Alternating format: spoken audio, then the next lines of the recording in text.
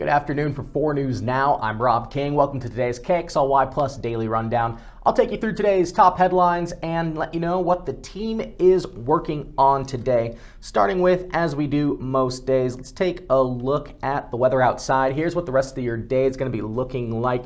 It's going to stay in this mid to low 20s, still be chilly, but fortunately as the day progresses and into tomorrow, that Arctic air is going to be moving mostly out of the area as we begin a slow warm up through the rest of the week. You can see the weekly forecast right there.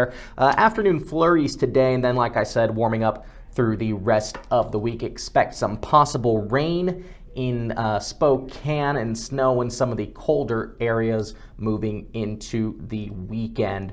Some of the stories that our team is working on today is Emily Bloom is out in the Sandpoint area today, and that's going to be due to reports of coyotes in the area. Aaron Luna had this last night, 4 News Now in Nightside, so we'll take it to Aaron with what he has to say about it. In early January, Idaho Fish and Game said coyotes were chasing skiers on Schweitzer Mountain. One bit a female skier.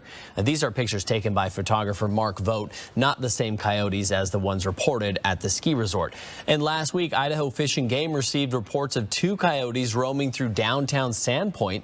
They appeared comfortable around humans in the daytime, which is highly unusual as they are nocturnal and often secretive. Last Wednesday, this one ran into a Sandpoint bar, the 219 Lounge, and huddled in a corner on a back patio until Fish and Game came to get him. He didn't bite or fight back, which made onlookers think he could be sick. There are very few documented cases of rabies in land mammals in Idaho.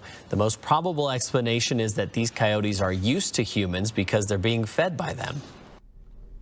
And Emily Bloom, like I said, will be out in the Sandpoint area with more information on that and what to do if you do run into coyotes tonight.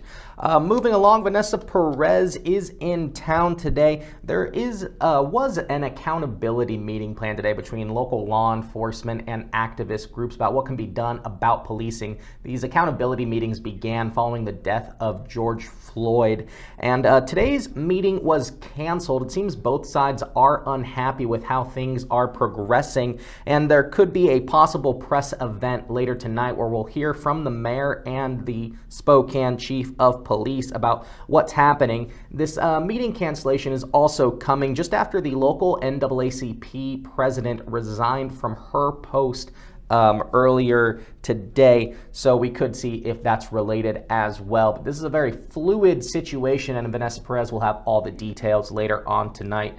4 News Now, Peter Choi, he's going to be looking at Washington legislation, possibly lowering the legal driving limit of blood alcohol content from 0.08 to 0.05. Now, there are arguments for both sides of this. People saying that lowering the blood alcohol content would save lives and encourage people to not drink and drive even further than that already is. But businesses and other groups are arguing that it could hurt businesses, plus it's a little too vague as to what 0.05 is and how restaurants could be liable for over-serving if someone gets into an accident with a blood alcohol content of 0.05. Peter Choi is going to be speaking with a person who survived a DUI crash, but that person is against this bill moving forward from lowering the limit. So Peter Choi we'll have the details there. Another piece of legislation that 4 News Now's Bronte Sorotsky is going to be looking at is House Bill 1222. Right now, private insurers are not required to cover hearing aids for people. So what this new bill would do would require private insurers to cover hearing aids.